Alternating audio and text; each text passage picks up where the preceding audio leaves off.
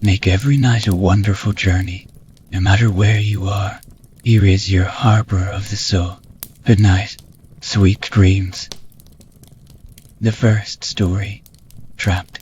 I am trapped. I am trapped and alone in this cold, dark pit. My life has come to its metaphorical end. For slavery is all that the future holds for me, as I have nothing to write with or upon in here. I can only speak these words and hope that perhaps somewhere, maybe in some other universe or reality completely, my voice will be heard, and my story remembered. I tried my hardest to fight them, but there was nothing I could do. Their power was far too great for my meager skills. I gave it my all, but I was defeated and reduced to this prison. The chains hold heavy on my soul now, and I can only imagine the pain that this bondage has in store for me. I had a good run keeping away from it. A lot of us did, but it seems in recent years that the power of the enemy has grown beyond all fathomable levels. We have lost, and it seems that our only destiny is to be captured by these tyrants and forced to fight out on like dogs for the rest of eternity. It's hard to imagine for me, really, the thought that sooner than later I'll be out there attacking and harming my own people, against my will, if I can even call them my people anymore. It's a funny thing how this process works. Don't ask me how. I'm not even sure they themselves know exactly what happens, but each time one of my people is captured and imprisoned, no matter how willfully they fought the enemy before their defeat, they slowly begin to turn around to the side of the monsters. During their captivity, it happens without fail. You could never imagine the pain one feels after watching one's friend become a slave to that which he has strongly fought for so long, and after such a short time in bondage, succumb to the enemy's every demand, and even come to find companionship in them. It's a sort of fail-safe, brainwashing system hell. It'll happen to me soon, no matter how much I don't want it to. The only thing I can remember, the last image burned into my brain, is the sight of my mother, the tears streaming down her face as she watched my defeat from the cave we lived in. She told me not to provoke him, but after seeing the beast, there was nothing that could hold me back. These were the beings that took my brother from us after all. It didn't matter how many of my own I had to fight. I was determined to finish him off. Oh, how foolish I was. If only I had listened to Mother.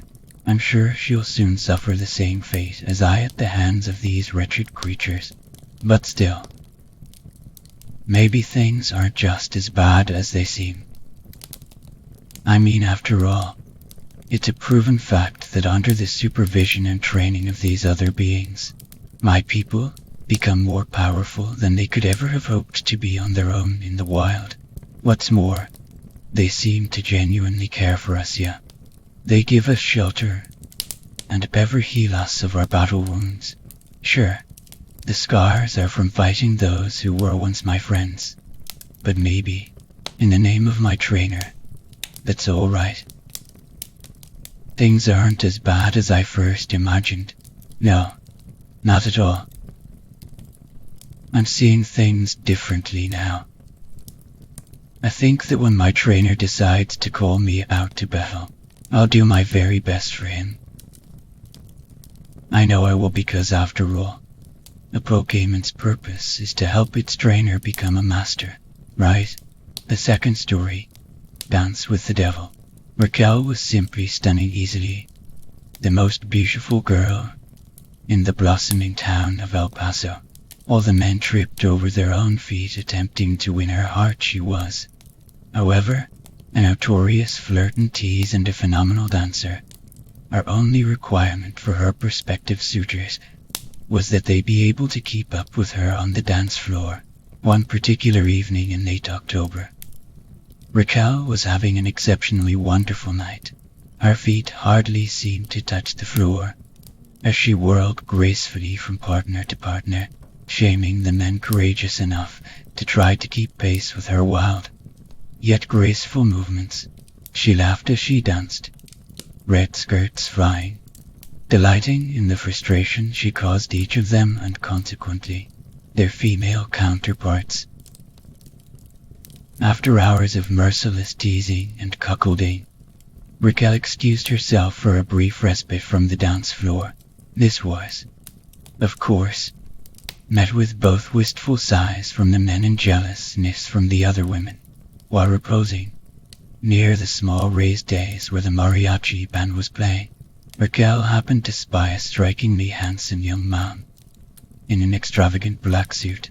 It was not uncommon for youthful tycoons who struck it rich to pass through El Paso, but this man was truly exceptional. He was tall, with deep set that gleamed with a mischievous sparkle. His face was elegantly formed, strong, clean-shaven jaw jutting beneath wide-set cheekbones. Upon spotting her, he smoothly doffed his cap and gave the beautiful temptress an elaborate bow. He smiled as he strode confidently over to Raquel, revealing rows of perfect, gleaming white teeth, and as he neared her, she felt her heart race and her breath catch in her throat. In a low, baritone rumble he simply asked, "Care to dance?" Astonished, partly by the fact that he was so stunning, and partly by the fact that she was so flustered by him, Raquel could only nod and take the hand that he proffered as he led her to the center of the room. The band fell silent, and the crowd parted for the couple, clearing a large space for them to perform what would invariably be it and to remember for years to come. The mysterious gentleman bowed deeply, and Raquel curtsied in turn as the band began to play a lively, up-tempo tune, and then they began to dance. They stepped simply at first, each becoming familiar with the other's movements, as some onlookers later claimed. The two moved as though halves of a whole, each fluid step moving seamlessly into the other, both dancers flowing in perfect unison and perfect time with the music. Quickly, the two began to perform more and more complex movements, gracefully twirling across the floor as though on a cushion of air. What happened next is a point of some contest. Some say that the band began to pick up the tempo to test the limits of the dancers. It was supposed others argue that the couple simply began to move faster, and the music changed to keep pace with them. However, all agree that the duo began to step faster, their whirling dance becoming a blur of dips, spins, and leaps, as the band reached a climactic crescendo in the music. The gentleman took Raquel in his arms and they began to spin, slowly at first, then faster and faster, and faster. Their feet flew across the floorboards as the music rose to a near hysterical pace, and as they rotated, Raquel began to realize that this was no ordinary dance and no ordinary stranger. She locked eyes with her partner and noticed for the first time their unusual hue, a deep and settling crimson. He began to laugh, a low bellowing rumble that sent chills down her spine. Their whirling began to make her feel faint, but she found that she couldn't let go of the enigmatic stranger. Her hands clasped his in a white-knuckled death grip as they circled around and around. Soon all that the astonished onlookers could see was a black and red blur, and most agree that the pair was no longer dancing on the floor. They had risen several inches into the air, circling around faster than any eye could see. The band members frantically beat out the tempo, terrified and exhausted, but unable to cease their rhythmic tune. Sweat beaded on their foreheads as muscles strained to their breaking point to keep pace with the otherworldly beat. Suddenly, Raquel let out a piercing shriek and fell to the ground as suddenly as he had appeared. The gentleman in the black suit was gone in his wake. He left only a faint scent of sulfur, and Raquel, concerned, the other dancers crowded around to see what had become of their most beautiful flower. and were shocked and dismayed by the sight that confronted them. Raquel lay, limbs contorted at grotesque angles, her face frozen in a mask of fear. All color had been leached from her once supple brown skin, and her voluptuous body had become a shriveled husk of papery skin and bone. The only indication that this lifeless corpse was, in fact, her was the bright red skirt she had been wearing, now hanging limply at her withered waist. To this day, women in bars and at clubs quietly gossip with each other about dancing with a mysterious red-eyed young man who dances as though possessed. The third story. Button Day. The YOU answer. Laura was woken by her father, something that he had not done since she was a child. As her thoughts slowly swam back into focus, she was suddenly sure that she had slept naked and he had seen her. But to her relief, she was wearing her baby blue pajamas. Doubt. What was he doing in here anyway? Come on, he said brightly, opening the curtains and letting the sunlight in. Outside, she could hear a lawnmower running, perhaps in the next street, and what could have been birdsong. It's Button Day, remember? Get dressed. Put something nice on, we're leaving in an hour. Laura stared, her voice groggy. Dad, what the hell? Couldn't you just knock? What if I'd slept nude? He didn't look at her. He was too busy admiring his garden from the window. You've nothing I haven't seen before. I'm your bloody father. I've wiped your ass many a time before now. Not the point, Dad. Squinting, Laura sat up, rubbing her eyes, and remembered what he'd just said. Dad, did you just say Button Day? Well, yeah, what? Did you forget? He laughed as he crossed the room to the door. You were only talking about it last night. Wait, what? She frowned, not understanding. Something was wrong here. A fine way to start the day. Really, she hadn't even gotten out of bed yet, and she was already getting weird shit. What are you talking about? He shook his head, still smiling as he left the room. Get dressed, breakfast is ready. He left her sitting up in bed, holding the covers to her breasts, a look of confusion on her face. Eventually she got out of bed and began to pull some clothes on that were to, and familiar sounds floated up to her from downstairs. Pots and pans rattling, the TV on low, the muffled tones of her family talking to each other.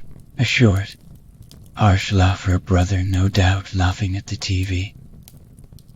She did her zipper on her jeans and stood for a second before finally saying out loud, Button Day.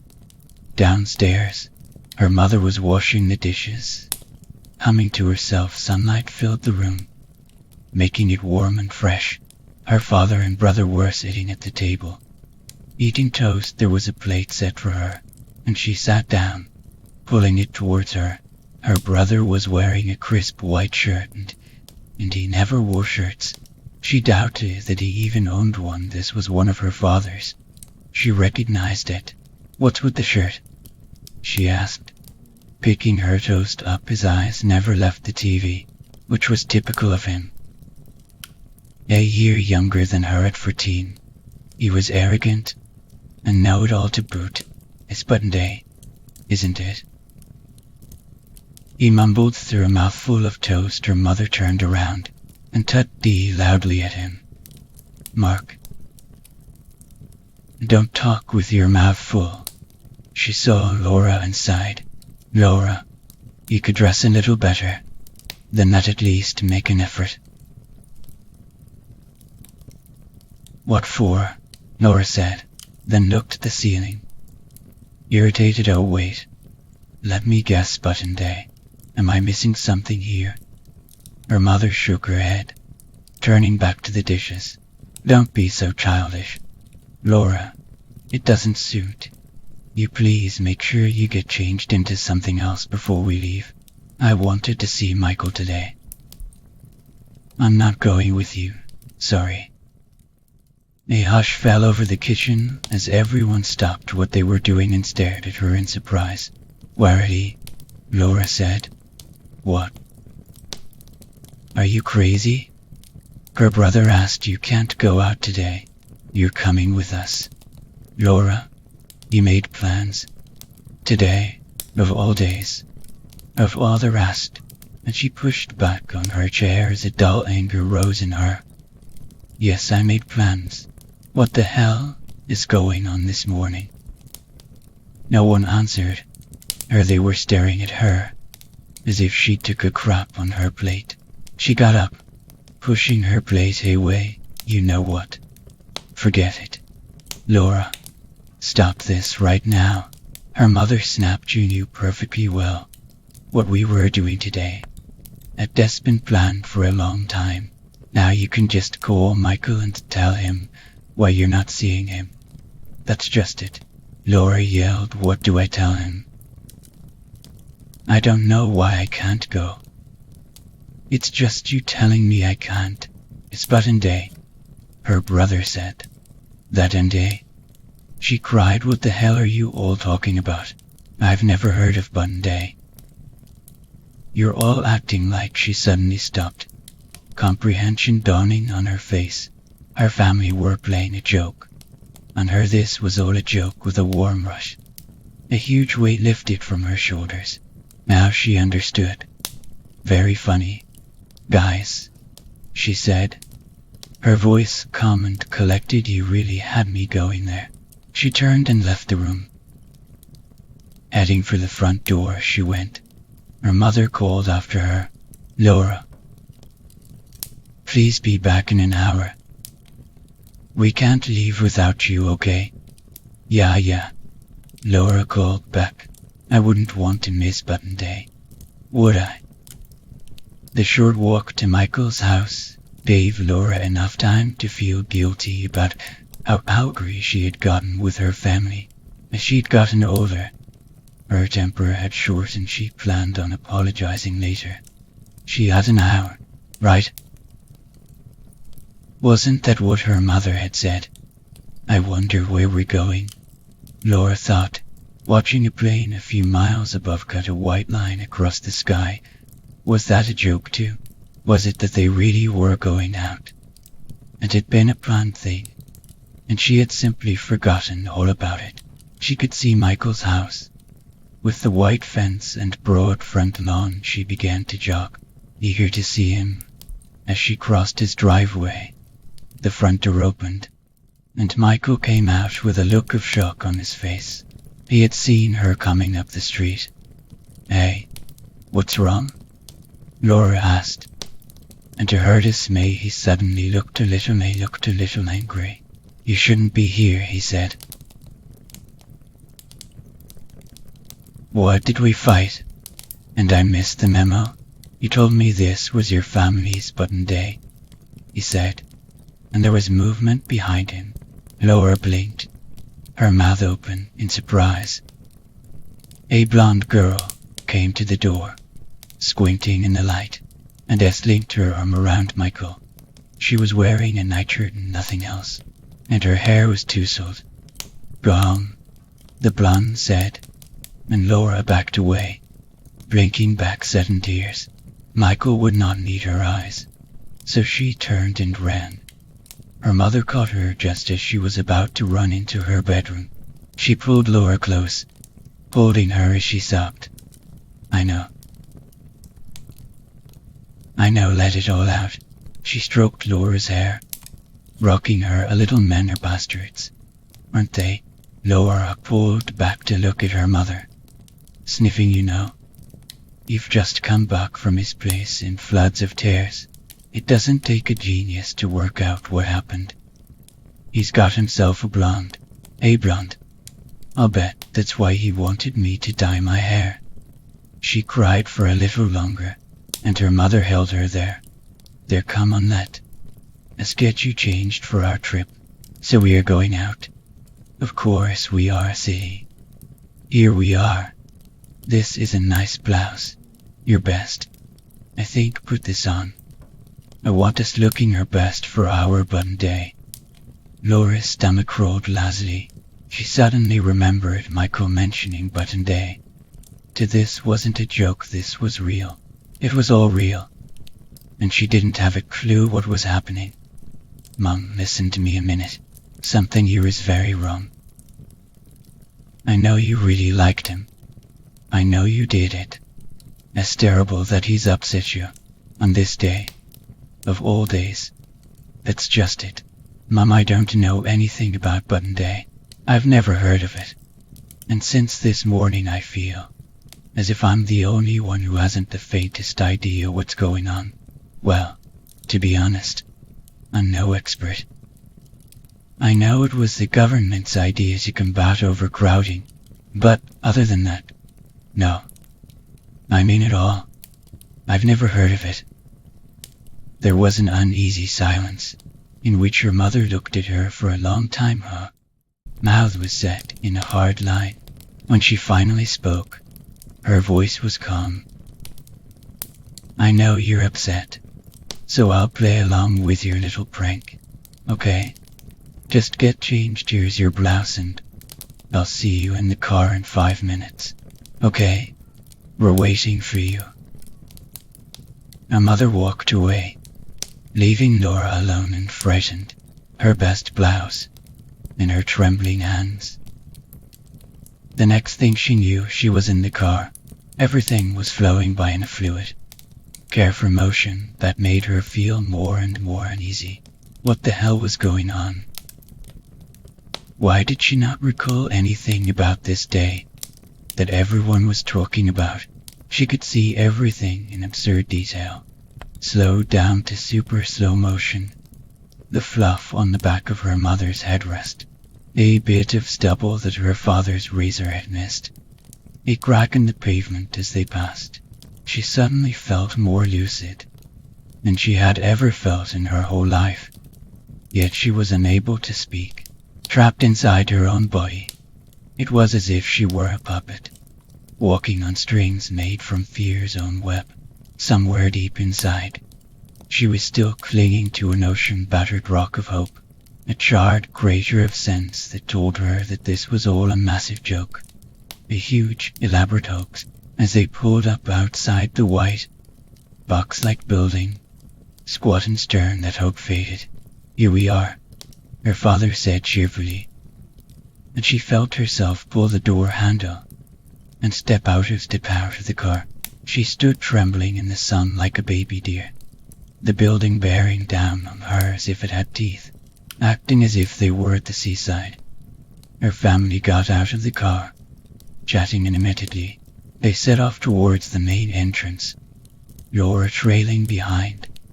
A sign stood over them, GOVE, RNMENTP, ROPE, RTYK, EEEPUT. She saw the security cameras watching them, and hurried after her family, her footsteps flattened dead.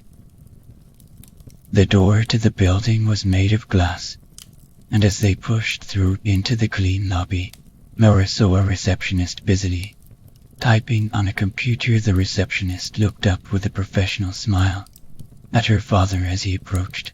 Hi, we're the care handles here for our button day, he said. She smiled. Go on through, sir, just keep walking that way. Her father thanked her, and then they went down a long, brightly lit corridor, lined with brass plaques, which gleamed. There was something engraved on them all, blocks and blocks of text, and she drew closer as she walked to see what it was she saw. Her own reflection looking back at her, and in the harsh fluorescent lights, she looked haggard. Names, hundreds and hundreds of names, thousands of names, one after another. Hug Wilson, Carpenter, Buxton, Bell, Pomeroy, Brown. The list went on, seemingly endless. Her family walked on, still chatting as if they were on holiday, and up ahead the corridor was coming to an end.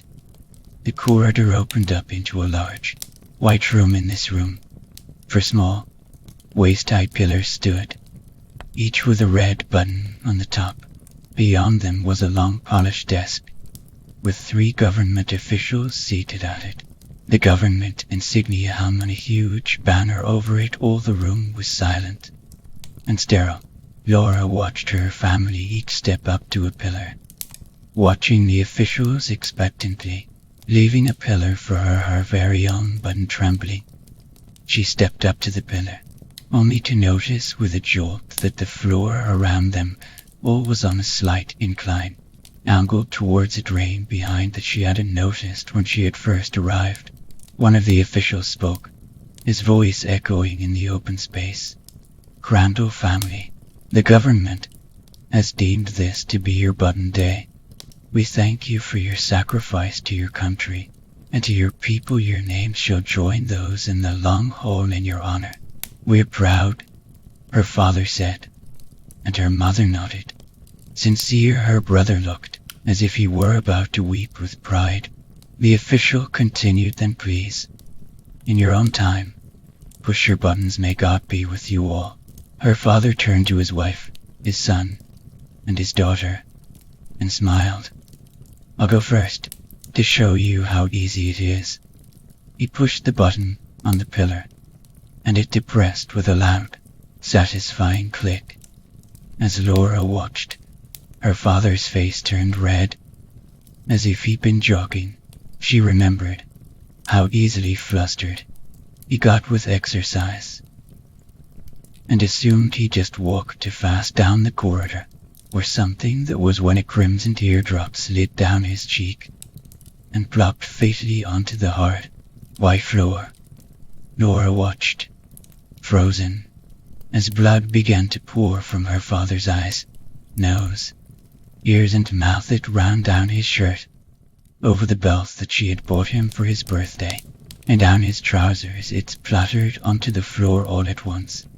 His eyes burst like overripe plums and hung on his cheeks, still connected by red strings. Liquefied brain ran from his eye sockets.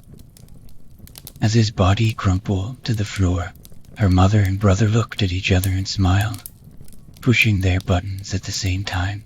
They turned to Laura, holding their hands out, blood seeping from their eyes and noses, trickling from their mouths. They assumed Laura had pushed hers too. Laura drew in a breath to scream, but the soft pop of her mother's and brother's eyeballs made it catch in her throat. They fell over backwards, landing on top of each other. Blood was being channeled to the drain, which drank quietly. All was silent. "Miss Crandall?" "Ma'am." She saw the officials watching her closely. "Miss K&L, overpopulation is destroying our towns and cities. Your country needs your action today." She stared wide at the official to her side. Her brother's hand twitched, the last of the nerve impulses fading. Blood was already congealing in his empty eye sockets. The official was standing up slowly, and she saw that he was a tall man, taller than most. "No doubt humanity has called," he said, his voice dropping to almost a whisper. The world had faded away to the button under her fingertips. It was smooth and dread pushable. "Will you answer?"